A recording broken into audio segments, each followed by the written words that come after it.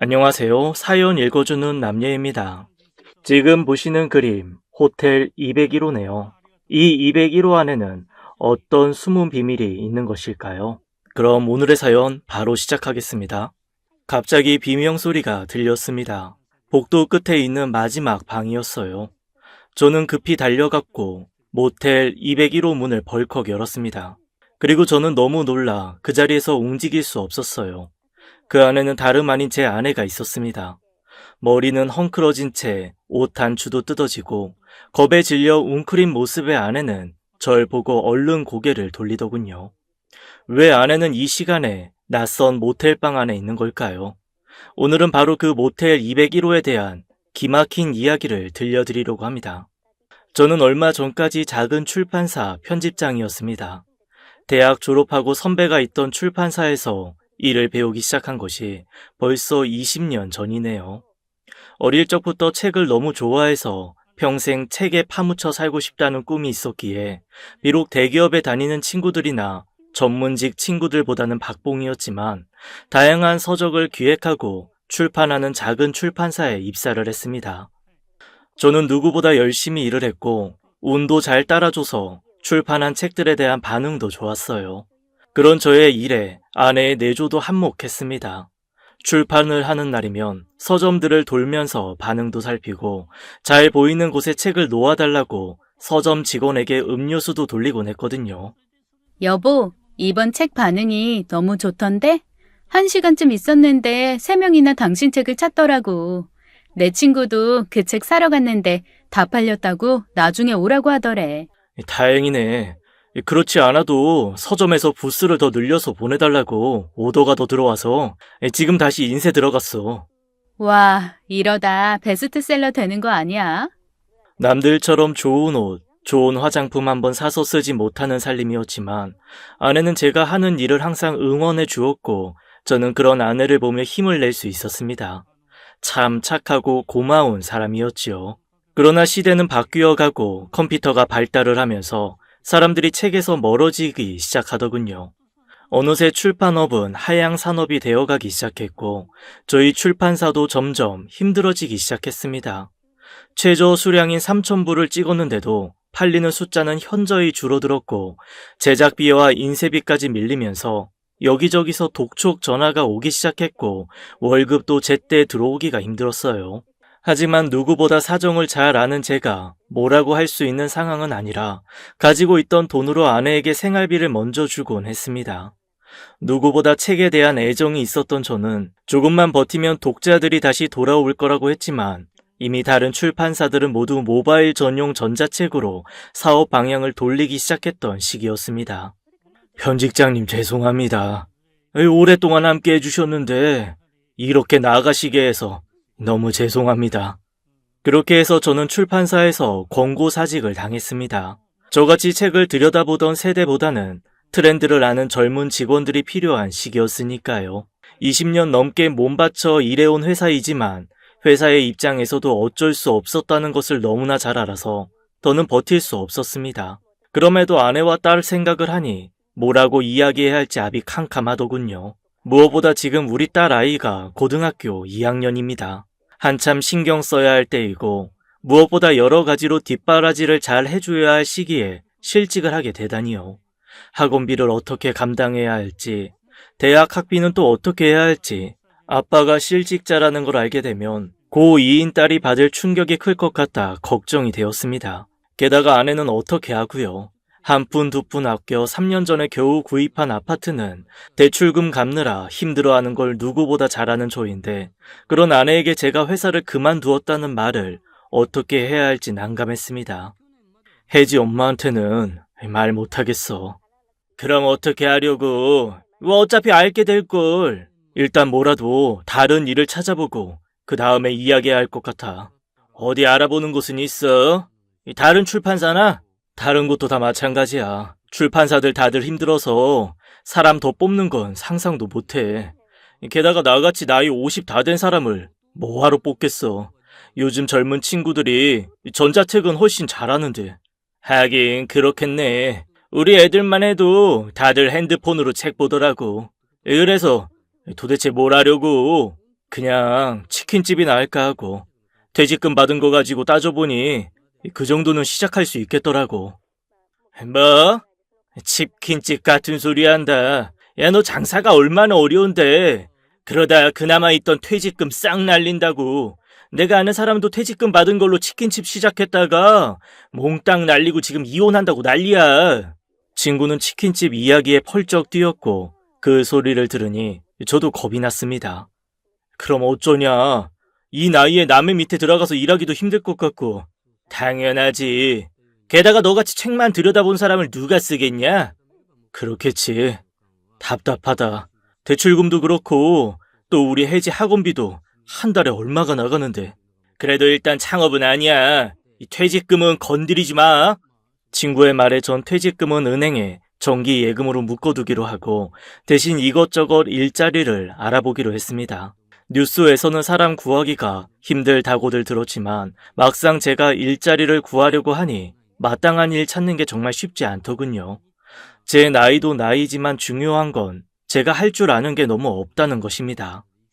조리사 자격증 있으세요? 저희는 조리하실 분이 필요하거든요.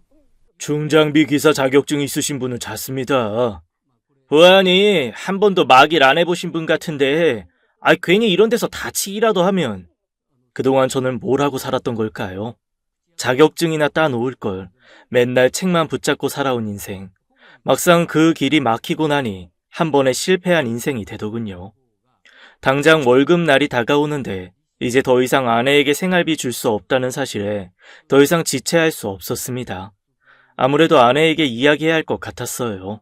그런데 여보, 아무래도 혜지 수학과에 늘려야 할 것 같아. 또? 지금 학원 다니고 있잖아.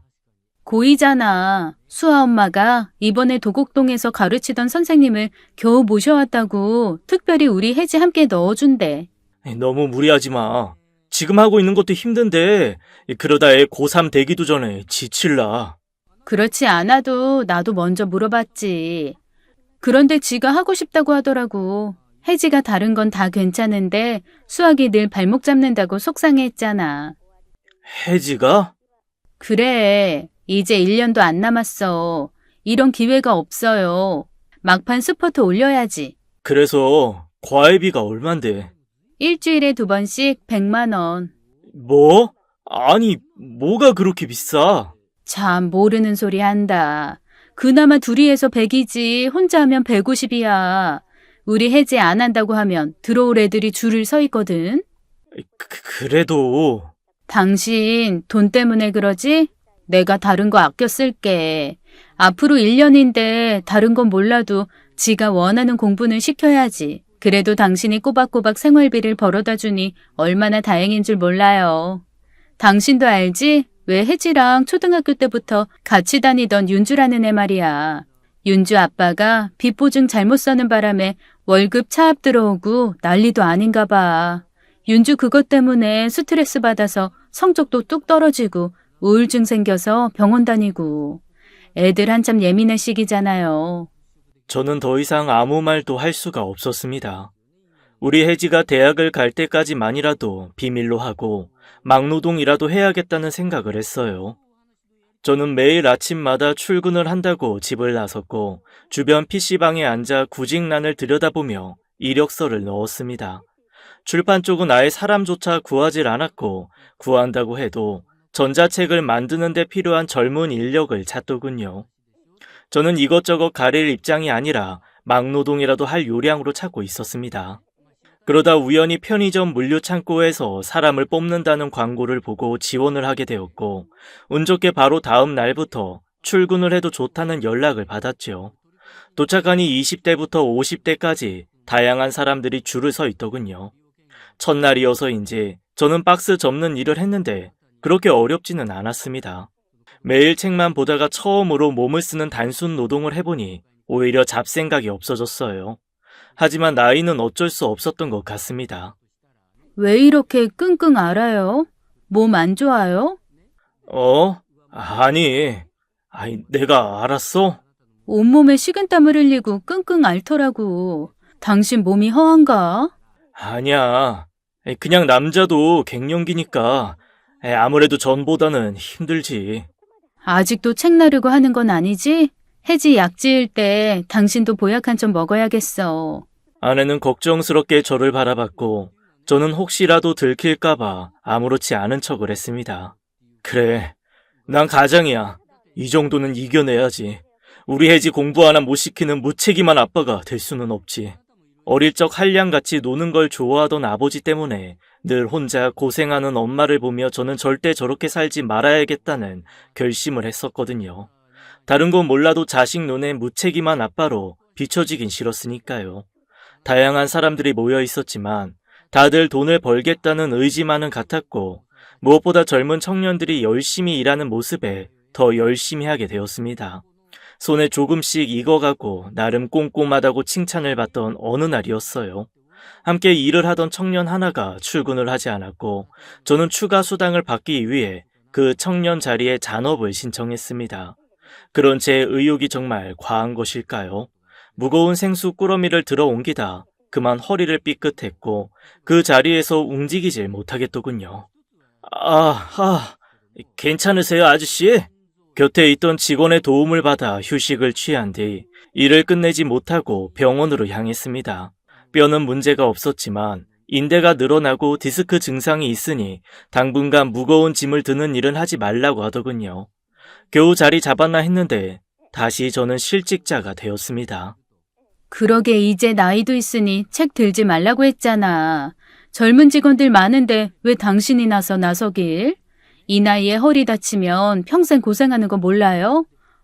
진짜 속상해서. 안타까워하는 아내는 제가 출판사에서 책을 들다 허리를 다친 줄만 알았고 저는 아내의 성화에 한운 수 없이 한의원으로 갔습니다. 이왕 이렇게 온 김에 당신 보약 한 제 짓자. 됐어. 침만 맞고 갈 거야. 보약은 무슨. 저는 아내의 권유를 마다하고 한의원에서 침만 맞고 나왔습니다. 나이 생각을 해야지. 이러다 쫓겨나면 받아주는 것도 없다고. 아참, 그러고 보니 이번 달 생활비 안 들어왔던데. 맞다. 내가 깜빡했네. 집에 가서 넣어줄게. 솔직히 알고 있었지만 좀 모자라서 빌리려고 하는 중이었어요. 저는 여기저기 아는 지인들의 연락처를 보면서 돈이 있을 만한 친구 찾기에 나섰습니다. 돈을 빌려보신 분이면 누구나 아시겠지만 돈 이야기하는 것이 세상 어떤 것보다 참 어렵습니다. 그래. 잘 지내지? 다른 게 아니라 뭐 하나 부탁할 게 있어서. 혹시 돈 좀... 그래. 몰랐네. 네가 이것저것 신경 쓸 게 많겠다. 그래. 어머님 얼른 나으시길 바랄게. 그렇지. 다들 주식 때문에 난리구나.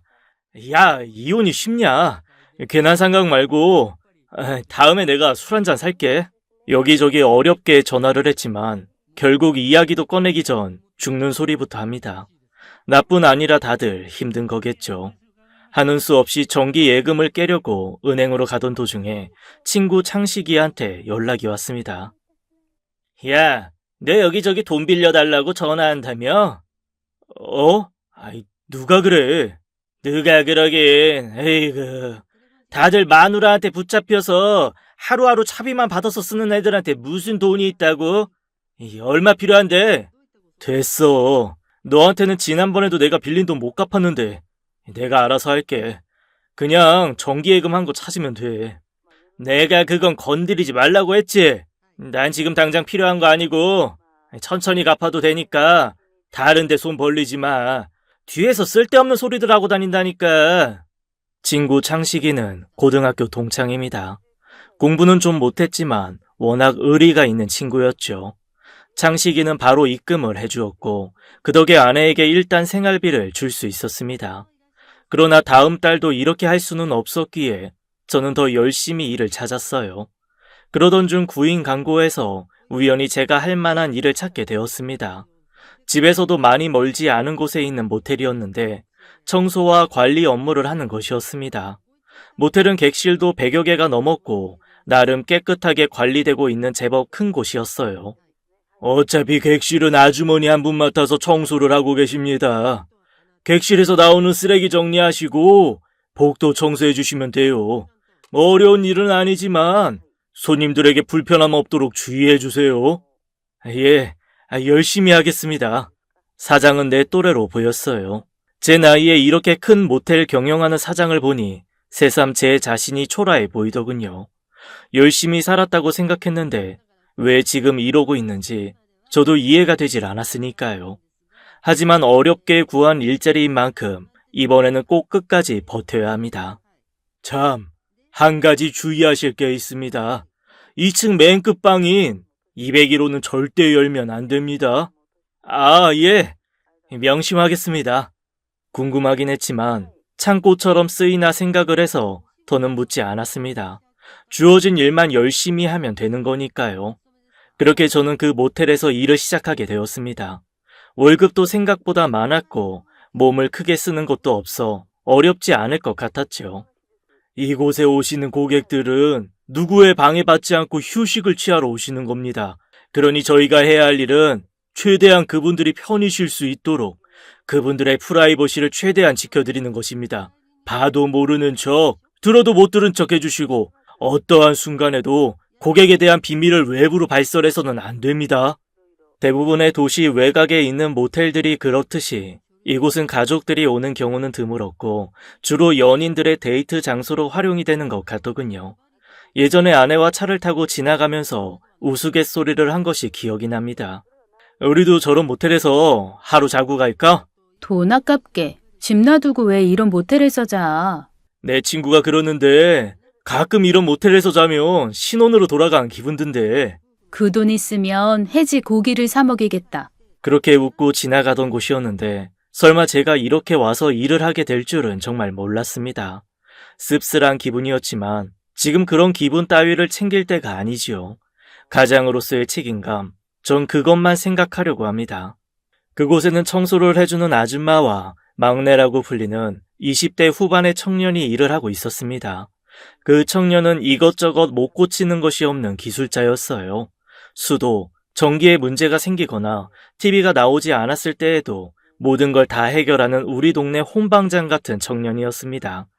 저는 망치질을 한 번도 제대로 못 해봤는데 척척 해결해내는 걸 보니 대단하게만 느껴지더군요.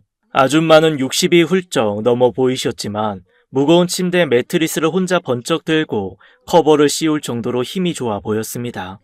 100개가 넘는 객실 청소를 혼자 다 하셨는데 번개같이 빨랐습니다. 힘 안 드세요? 힘 안 드는 일이 어딨어요. 먹고 살려고 하는 거지. 근데 김 씨는 뭐 하던 분이유? 이런 일은 처음인 것 같은데. 예, 처음입니다. 그래서 좀 어설프죠? 뭐 처음에야 다 그렇지. 그래도 일하는 게 영 꼼꼼하시네. 학교 선생님이나 공무원 뭐 이런 거 하셨나? 책 만드는 일을 했습니다. 역시 맞구먼. 훌륭한 일을 하셨네요. 책 읽는 것도 힘든데 그걸 또 만들다니 대단하셔. 아, 예, 뭐. 사는 게 다 그런 거예요. 고상한 일하다 남이 버린 쓰레기나 치우는 일하니 영 속쓰리겠지만 왕년에 나는 뭐였네 하면서 가만히 앉아서 입에 거미줄 치는 사람보다는 100번 훌륭하지. 예. 우리 남편 이야기하는 거야. 갯불 가진 것도 없으면서 평생 놀고 먹는 것밖에는 몰라요. 돈 벌 생각은 하질 않으니까. 내가 보고 있으면 천불이 나서 이렇게 나오는 거예요. 자식은? 아, 예. 딸 하나 있습니다. 고2예요. 한참 돈 들어갈 때네. 예. 안 사람은 여기서 일하고 있는 거 알아요? 아니요. 그냥 아직 말 못했습니다. 안 사람이 남편 하나는 제대로 뒀네. 이게 가장이지, 가장이야. 거침없이 내뱉는 아주머니의 말에 저도 갑자기 힘이 솟았어요. 참 사람 말이라는 게 다르고 다르다고 배운 건 많지 않아도 누군가에게 힘이 되는 말을 할 줄 아는 아주머니 같았습니다. 배움은 책에만 있는 게 아닌가 봅니다. 아마 아주머니 남편도 우리 아버지 같은 사람인가 보네요. 솔직히 책임감 아니면 당장이라도 그만두고 싶은 것도 사실입니다. 아파트 복도에 떨어진 쓰레기도 주워본 적 없는 저인데 알지도 못하는 사람들이 버리고 간 쓰레기를 모아서 버리는 게 제 직업이 되다 보니 내용물을 그대로 둔 채 무심코 버리던 커피캔 하나에도 반성이 되더군요. 쓰레기통 비우다가 주르르 흘려버린 커피에 옷이 다 젖었거든요. 그뿐인가요? 가끔 딸 같은 나이의 손님들이 드나드는 걸 보면 마음이 너무 불편했습니다. 부모님은 알고 계시려나? 저놈 저거 사기꾼 같은데. 우리 딸 혜지 생각이 나서 뭐라고 이야기해주고 싶은 걸 꾹 참아야 했지요. 보고도 못 본 척, 들어도 못 들은 척. 사장님의 이야기가 생각이 나서 저는 그걸 모른 척 지나가야 하는 것 자체가 너무 힘들었습니다. 그런 상황을 제외하고는 일은 할 만했습니다. 함께 일하는 아주머니도 청년도 좋은 사람 같았고요. 두 눈 꽉 감고 혜지 대학 갈 때까지만 버티자 하는 마음이었어요. 그러던 어느 날이었습니다. 점심때가 조금 지나서일까요? 아내에게 전화가 왔습니다. 여보, 웬일이야 이 시간에? 웬일이긴. 남편한테 전화하는데 시간 따져야 돼? 아니, 그건 아니고. 전화 안 하던 사람이 전화하니까. 점심은 먹었어? 그럼 먹었지. 뭐 먹었어? 그냥 뭐 설렁탕 먹었는데. 왜? 제대로 먹으라고. 대충 때우지 말고. 그래. 당신은 뭐해? 난 친구 만나러 나왔어. 그렇게 아내와 통화를 하는 순간이었습니다. 갑자기 사장의 큰 소리가 들려왔어요. 아줌마! 저는 혹시 아내가 들었을까봐 얼른 전화를 끊었죠. 그리고 소리가 나는 쪽으로 달려갔습니다. 그런데 아줌마가 201호 앞에 서 있었고 사장이 눈을 부릅뜨고 아줌마를 몰아세우고 있더군요. 내가 이 방문 열지 말라고 했어요? 안 했어요? 아니, 저는 그냥 안에서 무슨 소리가 나는 것 같길래. 아주머니 귀가 어떻게 된 거 아닙니까? 소리가 나긴 무슨 소리가 난다고? 죄송해요, 제가. 당장 그만둬요. 예? 아니, 갑자기 그만두라니요. 저 무슨... 내가 처음에 들어올 때 말씀드렸죠? 절대 그 방 근처에도 가지 말라고. 지금 아주머니께서 그 약속을 위반하셨잖아요. 아니, 그럼 빈 방에서 사람 소리가 나는데 가만둬요? 사람인지 귀신인지 알아야 할 것 아니에요. 내가 무슨 도적질을 한 것도 아니고 그냥 사람 소리 나길래 뭔 일이 있나 해서 가본 건데. 전 약속 안 지키는 사람 딱 질색입니다. 새 사람 구할 때까지만 계시고 나가주세요. 허이구 참, 살다가 별일이 다 있네. 코딱지만한 모텔 가지고 있다고 유세 떠는 거요 뭐요? 거기에 뭐가 있길래 이렇게 난리래요? 뭐예요? 이 아줌마가 진짜? 첩이라도 숨겨놨나? 아줌마, 당장 나가요. 그렇지 않아도 당장 나갈 생각이에요. 원 더럽고 치사해서. 그렇게 아줌마는 그날로 모텔 일을 그만두었습니다. 그리고 아줌마가 하던 청소는 급한 대로 저와 막내 직원과 함께 나누어 했습니다. 저는 괜찮은 아줌마 한 분이 그만둔 것이 내심 아쉬웠지만 다시 한번 201호에는 절대 접근조차 하지 말아야겠다는 다짐을 하게 되었어요.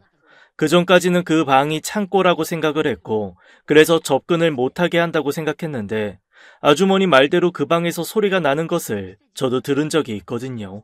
사장님께 이야기할까 했는데 아줌마를 보니 그 말을 하지 않았던 것이 참 잘한 일이라 생각되었습니다. 여자겠지 뭐겠냐. 그 정도 돈 있고 모텔 가진 사장인데 여자 없겠어? 결혼했다는데. 아이고, 이래서 문제야. 책만 본 놈들은. 당연히 했겠지. 했으니까 숨겨놓겠지. 그렇겠구나. 어쩐지 평소에는 사람 괜찮던데 201호에 대해선 과민하게 반응을 하더라고. 너도 조심해. 괜히 얼쩡거리다 쫓겨날라. 그럼 걱정 마. 우리 혜지 대학 갈 때까지는 거기서 버텨야 해. 재수 씨는 아직 눈치 못 챘고. 뭐 출퇴근 시간도 비슷하고 거기서 끝나면 샤워하고 양복 갈아입고 오니까 눈치 못 챌 거야. 그래도 조심해라. 여자들 촉은 진짜 무서워. 그래야지. 장식이 말대로 저는 예전 출근 시간에 맞춰서 나갔고 퇴근 시간에 맞춰 들어왔죠. 출판사에 비해 오히려 야근은 없었습니다. 요즘 인쇄 감리도 밑에 사람들이 하고 나이가 있다고 대우해주는 건지 야근도 못하게 하더라고. 묻지도 않은 걸 괜히 혼자 찔려서 이런저런 변명을 하고 있는 제가 참 우스웠습니다. 다행히 아내는 거기에 대해 별 이야기가 없었어요. 야, 아침부터 웬 갈비탕이야? 전복도 들었네? 응, 전복이 보양식에는 최고잖아. 해지도 그렇고 아침 잘 챙겨 먹어야지. 전에는 미숫가루 한 전 타주더니 해지 덕에 내가 호강하네. 늙어서 내가 고생 안 하려고 그런다. 몸이라도 성해야지. 걱정 마. 내가 당신 보내놓고 갈 테니까. 웃겨 진짜. 대놓고 먼저 보낸단다. 왜? 나 보내놓고 새장가 가게? 다행히 아내는 눈치를 못 챘지만 계속 아내를 속이고 있다는 생각에 마음이 편하지는 않았습니다. 구인광고 내놨는데 아줌마가 쉽게 구해지지 않네요. 당분간 청소업체에서 와서 빨래랑 청소할 겁니다. 그래도 커버 씌우고 정리하는 일을 좀 도와주셔야 할 것 같아요. 예, 사장님. 참, 그리고 이따가 마트에 가셔서 복숭아 좀 사다 주세요. 예? 복숭아요? 제가 오늘 세무서 다녀와야 하는데 늦으면 마트가 문을 닫거든요. 사장이 갑자기 복숭아를 사오라고 해서 저는 좀 당황했는데 갑자기 그때 아줌마 말이 기억이 났습니다. 갑자기 복숭아를 사오라는 거야. 복숭아 철도 아닌데. 그래서 어렵게 구해오긴 했는데 내가 얼핏 보니 201호에 가지고 들어가더라고. 보통 복숭아는 임신하면 먹는데. 그렇다면 정말 201호에 누군가 임신을 한 여자가 있다는 건지 전 마트에 복숭아를 사러 갔습니다. 아, K모텔에서 오셨구나. 사장님이 찾으시는 거 여기 있어요. 100도. 크고 탐스러워 보이는 복숭아를 내미는 슈퍼마켓 주인. 누가 복숭아를 엄청 좋아하시나 봐요. 매번 찾으시는 거 보면. 예. 복숭아를 사서 돌아온 저는 점점 201호의 정체가 궁금해졌습니다. 정말 창식이 말대로 이 사장의 애인이라도 있는 걸까요? 제가 퇴근하고 나면 밖으로 나오는 건지 전 본 적이 한 번도 없었는데 가끔씩 복숭아를 사가지고 사장이 들어간다는 이야기만 들었습니다. 무엇보다 저는 사장의 표정을 보면서 참 의아한 게 있었어요. 제가 이 정도 재력을 가진 사람이라면 돈 걱정 없이 편할 것 같았는데 사장은 무표정하고 말수도 적고 순간순간 우울해 보이기까지 했으니까요. 돈만 있다고 모두 행복한 건 아닌가 봅니다. 사장님 가족들은 안 계세요? 다들 미국에 있을걸요? 애들이 거기서 공부를 한다고 해서 미국 보냈는데 사모님이 애들 곁에 같이 계신다고 가셨대요. 참 부모 잘 만나서 자기들 가고 싶은 곳에 가서 하고 싶은 공부하고 쓰고 싶은 돈 팡팡 쓰고 부럽네요. 저는 대학 가려다 아버지가 다니던 회사가 부도가 나는 바람에 대학 포기했는데 말이에요. 이래서 다 금수저니 흙수저니 하나 봐요. 갑자기 막내 직원의 말에 아찔하더군요. 나중에 우리 혜지가 아빠 원망이라도 하면 어쩌나고요. 아버지 마음이 오죽하셨을까요? 자식한테 잘하고 싶은 부모 마음은 다 똑같은데 솔직히 우리 사장님이 돈 많으실 줄은 몰라도 가족들하고 이렇게 떨어져 사는 게 얼마나 외로운 일인데. 외롭다니요. 우리 사장님 하나도 안 외로워요. 오신 지 얼마 안 되셔서 모르시나 본데 201호에 왜 못 들어가는지 아세요? 아니, 왜? 여자가 있어요. 바로 201호에. 에? 그게 무슨... 우리도 본 적은 없는데 거기서 소리 들었다는 사람이 한두 사람이 아니에요. 객실 손님까지 항의 들어온 적이 있다니까요. 밤에 귀신 소리 난다고. 그럼 진짜 직원들 소문대로 사장의 애인이 201호에 숨어 있는 게 맞는 걸까요? 그런데 그 애인의 정체를 알게 된 건 그 후로도 꽤 지난 어느 날이었습니다. 그날은 첫 월급날이었고 저는 값진 노동의 대가를 받았어요. 출판사와는 또 다른 기분이랄까요? 수고하셨어요. 지난번 아주머니 그만두시고 청소도 도와주셔서 돈 좀 더 넣었습니다. 감사합니다, 사장님. 저는 첫 월급을 타고 나니 발걸음이 너무 가벼웠습니다. 마음이 붕 떠서일까요? 샤워를 하고 옷을 갈아입다가 넥타이를 안 하고 나온 겁니다. 저는 차를 돌려 다시 모텔로 향했고 탈의실에 있던 넥타이를 가지고 나와 다시 차에 올라탔습니다. 아내가 혹시 의심하면 안 되니까요.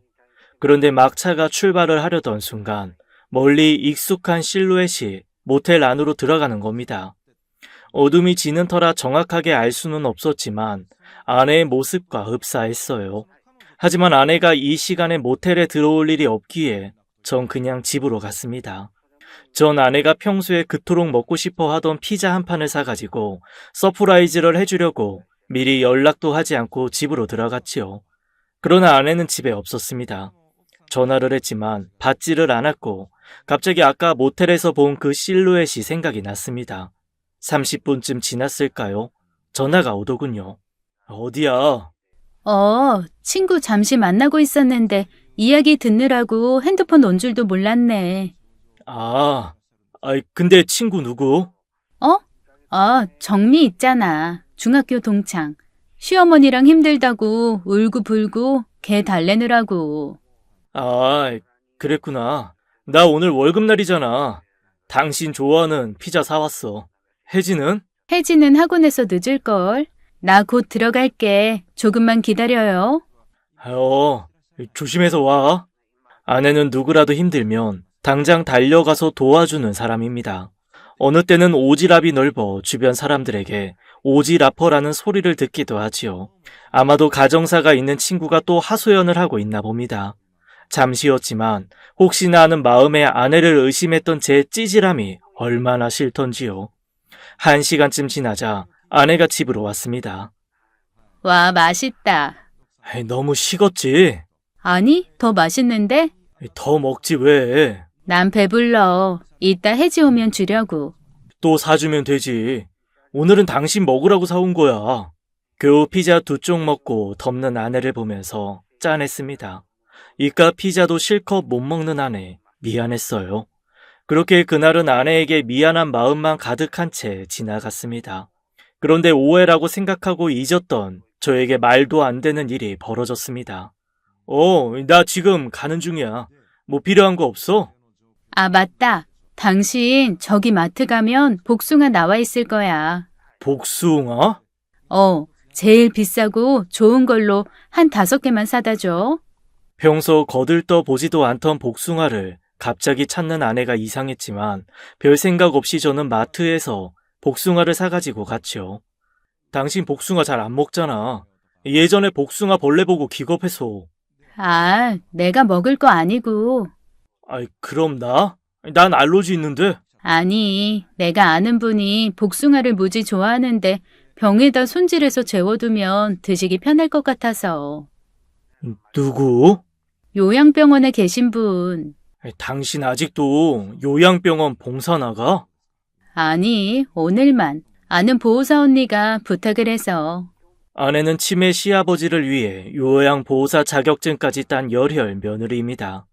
아버지가 돌아가시기 전까지 아버지 곁에서 열심히 간호를 했던 참 고마운 사람이죠. 아버지 돌아가시고 해지 공부 뒷바라지로 몇 년 쉬었는데 다시 시작한 모양입니다. 그래도 조심해. 노인들이라도 눕히고 일으킬 때 힘들잖아. 당신도 나이 생각해야지. 그래, 걱정 마요. 할머니가 어찌나 복숭아를 좋아하시는지. 밥은 입에도 안 대시면서 복숭아라면 하나를 다 드시더라고. 그렇게 아내는 복숭아를 정성스럽게 잘라 예쁜 병에 담더군요. 전에도 아버지가 약식을 좋아하신다고 매번 직접 만들었던 아내입니다. 그 생각을 하니 새삼스럽게 아내에게 미안하고 고마운 생각이 드네요.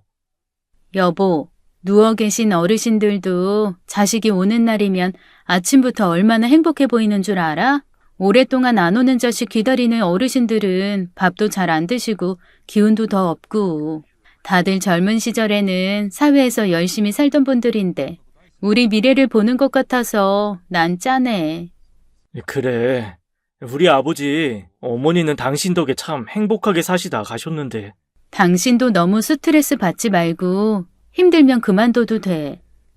갑자기 무슨 소리야. 혜지 대학 갈 때까지는 열심히 할 거야. 참 착한 아내입니다. 저는 그런 아내를 보며 더 열심히 일을 해야겠다는 생각을 했어요. 그로부터 3일이 지난 어느 날입니다. 참, 사장님이 출근하시면 방으로 좀 오라고 하시던데요. 그날 제가 그 사장님 방에만 들어가지 않았어도 후회할 일이 생기지 않았을 겁니다. 사장님 방은 모텔방 2개 크기였고 한쪽에서는 사물을 보고 한쪽에는 침실이 있었어요. 저 부르셨습니까, 사장님? 예, 앉으세요. 저는 속으로 또 그만두라고 하면 어쩌나 걱정이 되었습니다. 그동안 일하시는 것 보니 꼼꼼하시고 책임감 있게 해주시더군요. 말도 없으시고. 사실 제가 그동안 여러 사람 써봤지만 항상 문제는 남 일에 신경 쓰고 간섭해서 생기는 일이라. 지난번 아주머님도 일도 잘하시고 성실하신 분이지만 제가 아주 싫어하는 행동을 해서 내보낼 수밖에 없었습니다. 저는 사장이 왜 이렇게 장황하게 설명을 하나 궁금했습니다. 그런데 확실히 다르시더군요. 말씀도 없으시고 약속도 잘 지키시고. 그래서 말인데요. 앞으로 여자분 한 분이 올 겁니다. 봐도 못 본 척 지나가 주시고 아무것도 묻지 말아주세요. 예, 어떤 룸을 열어놓을까요? 신경 안 쓰셔도 됩니다. 201호로 방문할 겁니다. 예? 201호라고 말씀하셨나요? 예, 맞습니다. 약속 지켜주실 거라 믿습니다. 예, 사장님. 인사를 하고 사장님 방에 밖으로 나오려는 그 순간 제 눈에 들어온 무언가가 있었어요. 그리고 저는 잠시 제 눈을 의심했습니다. 그건 며칠 전 아내가 복숭아를 설탕에 절여 놓았던 바로 그 유리병이었으니까요. 그게 왜 여기에 있는 건지 전 알 수가 없었지만 분명 아내가 묶어놓은 핑크 리본까지 같은 것이었습니다. 그 순간 저는 머릿속이 하얘졌습니다. 그때 잠시 보았던 실루엣이 정말 아내였던 것일까요? 방을 나와서 전 혼란스러움에 일에 손이 잡히지 않았어요. 뭐래요, 사장님이? 저는 막내 청년이 이야기하는 것도 듣지 못했습니다. 아저씨, 왜요? 혹시 그만두래요? 아니, 그게 아니라 어떤 분이 오신다고 201호에. 그럼 그 여잔가? 어제 왔던? 어제 누가 왔었어? 예, 어제 아저씨 퇴근하고 제가 핸드폰을 두고 가는 바람에 다시 들어갔는데 어떤 여자가 사장실로 들어가더라고요. 그래? 저하고 눈이 마주치자 그 여자 얼마나 놀라던지. 그 사장 좋아하는 복숭아까지 가지고. 나이도 꽤 있어 보이던데 참 한심해요. 복숭아? 예, 그래서 월요일이면 시키는 복숭아 배달을 안 시켰나 봐요. 그 여자분 얼굴 봤어요? 자세히는 못 봤지만 40은 넘어 보이던데.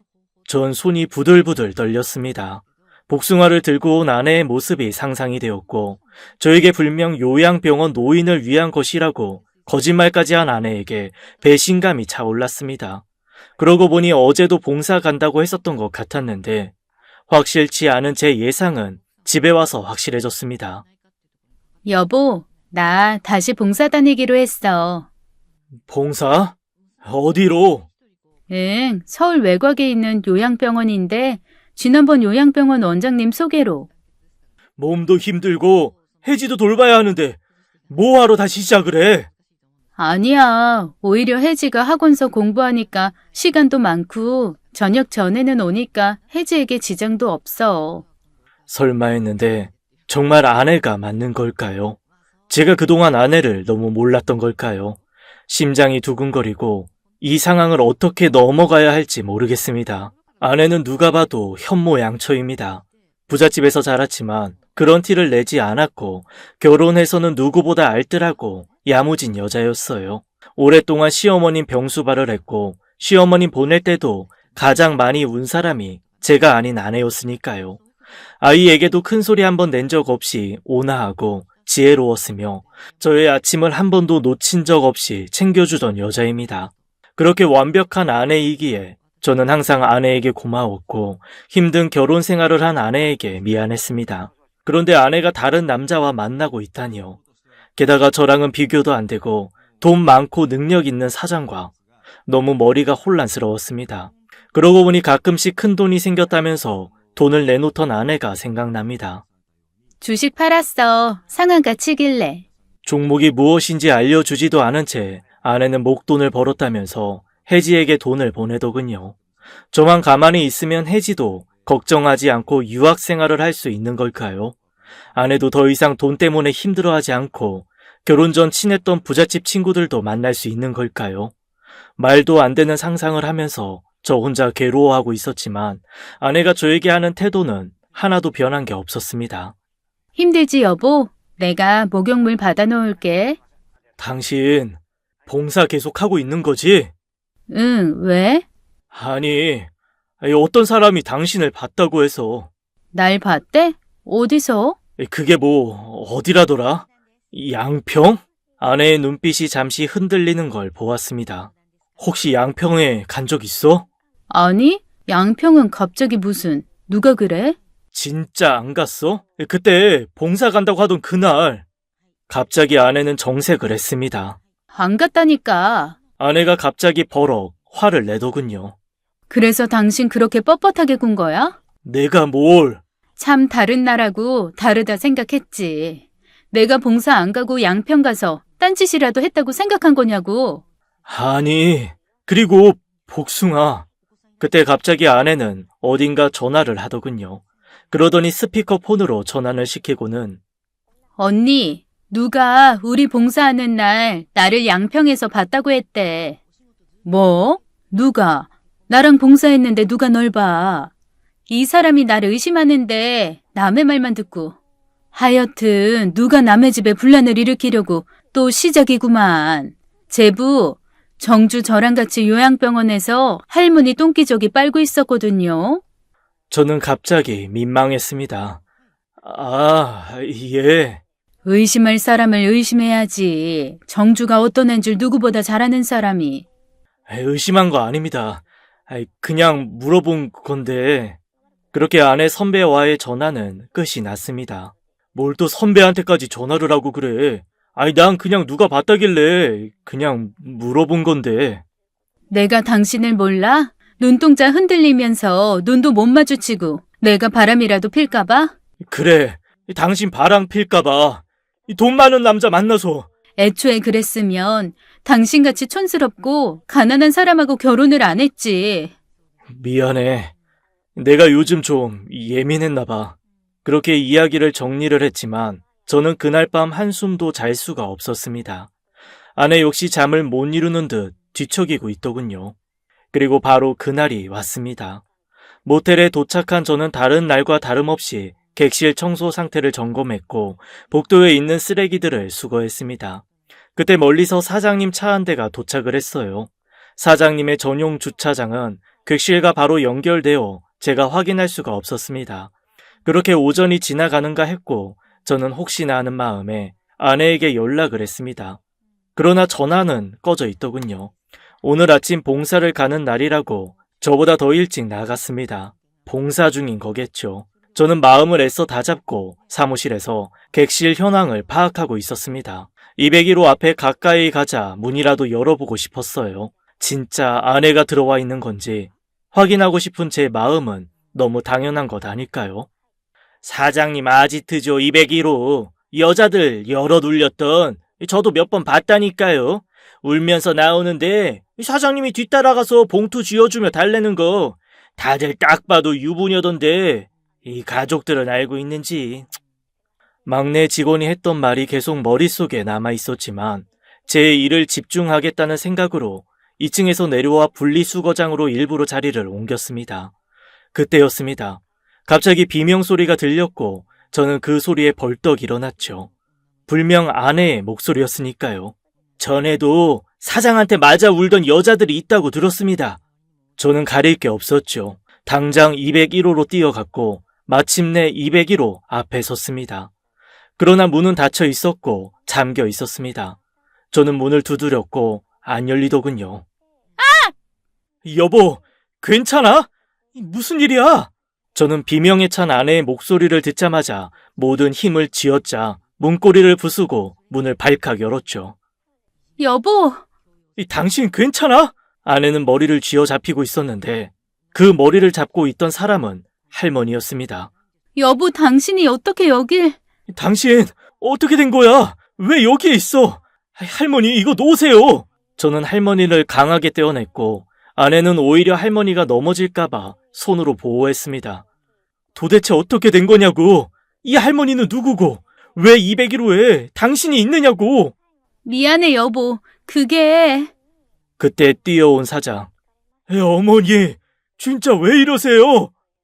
어머니? 저 할머니는 치매에 걸린 사장의 엄마였습니다. 회장은 보기와 달리 엄청난 효자였고, 효자 아들은 어머니가 치매에 걸리자 집으로 어머니를 모셨는데, 견디지 못한 아내가 미국으로 떠나버리고 결국 사장 혼자 어머니 곁에 있었던 거죠. 워낙 괴팍하고 종잡을 수 없는 어머니를 201호에 모셔놓고 지내다가 우연히 데이케어 센터에서 제 아내를 만났다고 하네요. 사장은 아내가 워낙 노인들을 잘 돌본다는 소리에 일주일에 2번씩 간병인으로 고용했던 겁니다.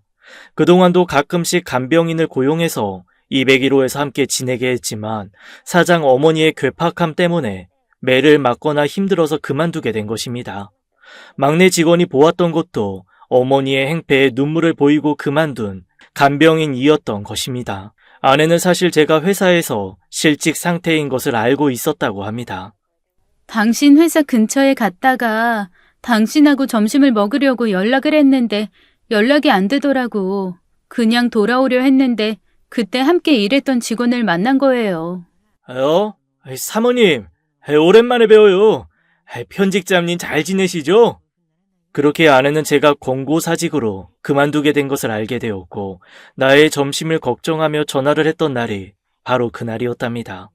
내가 허리를 다친 것도 제 통장에 찍힌 물류센터 급여를 보고 알게 되고 그래서 자신도 다시 일을 시작해야겠다는 생각을 했다고 합니다.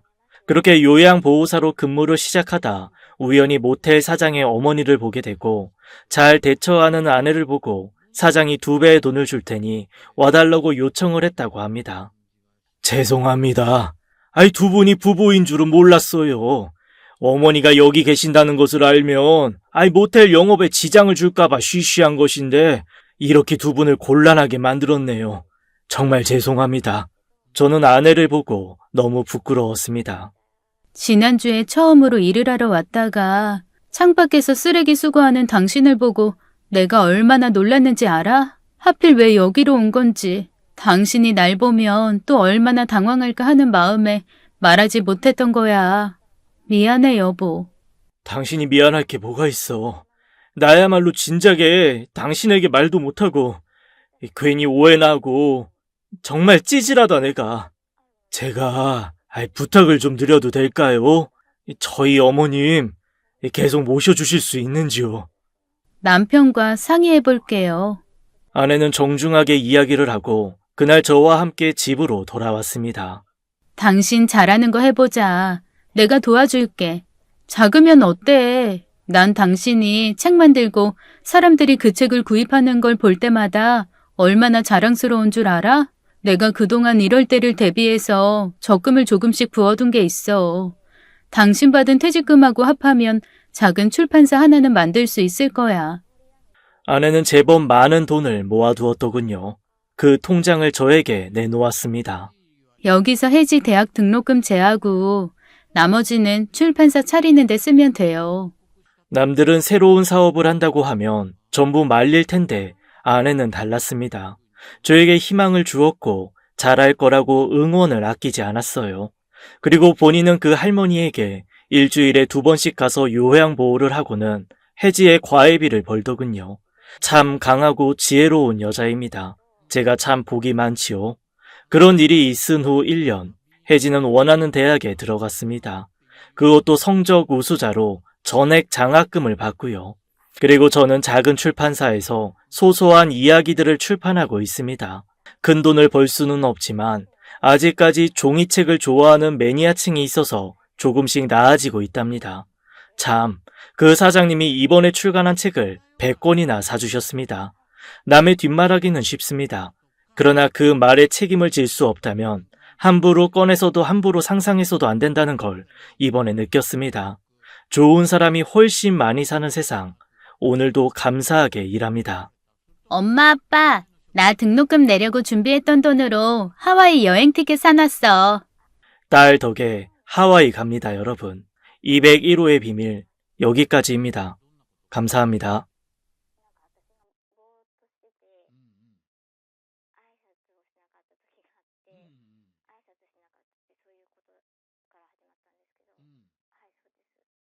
拶してないって言って、周りからそうです、そうです。はい。非難合々だったの？そうです、そうです。はい。で、その職場も辞めたの？